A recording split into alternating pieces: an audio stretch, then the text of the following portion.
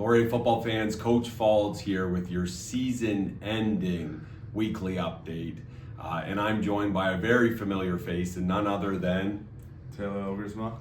And Taylor's coming off an amazing season. Obviously, we had some great team success, but I'd like to start with the individual success. We talk in training camp, ego is the enemy, and we're just trying to win football games, but a byproduct of winning more football games is individual accolades. So super special winning the Hec Crighton, which goes to the nation's top player. So what does that mean to you, Taylor? Yeah, I mean, I think you just touched on it. It starts with team success, and so super thankful for the guys around me on the offense and on the defense. That kind of put me in the position, and yeah, I wouldn't be able to do it without the guys around me, and so it really comes down to that. Yeah, and for you Laurier football historians, it's kind of cool that we're in 2024 and 30 years to the year of our previous and only winner of the Hec Crighton, none other than quarterback Bill Kubis. So really cool that Taylor and Bill put their names together as the only two recipients of the Hec Crighton. Our season ended, unfortunately, in the Vanier Cup. Many of you were there in person. Many of you were watching on TV as we saw ourselves defeated by the Laval Rouge-Or 22-17.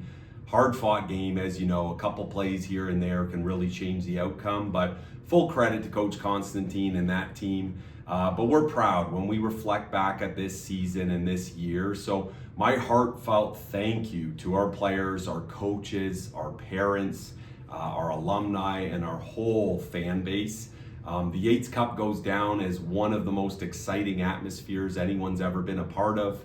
I then think back to the next week at the UTEC Bowl in Lennoxville, Quebec. Our buses pulled into Bishop's University 3 hours before the game, and there was all of our players' parents already there tailgating. So parents, can't thank you enough. And then our season concluding up in Kingston at the Vanier Cup. The stands truly were a sea of purple, and we can't thank you enough, Laurier football supporters. Taylor, then, in terms of the overall season, I know it's a tough pill to swallow. We wanted to be national champions.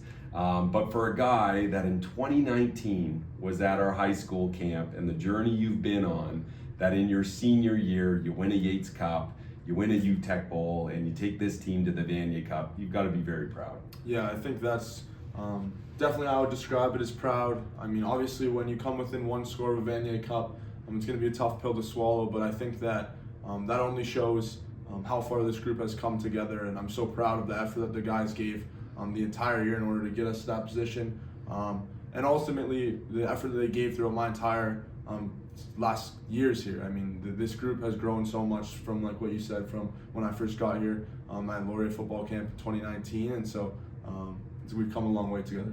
Yeah, and it's been a great senior leadership group led by Taylor and many others. Many of them will be preparing for pro careers, and we wish them well doing that. In terms of our guys that are coming back, they've got off 1 week from the gym.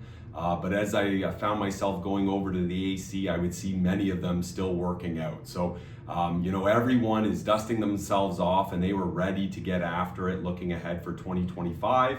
And then that goes for our coaching staff as well. 2 days after the Vanier Cup, we were down in Windsor at the Officer Bowls recruiting the next group of Laurier Golden Hawks. So this concludes our season updates.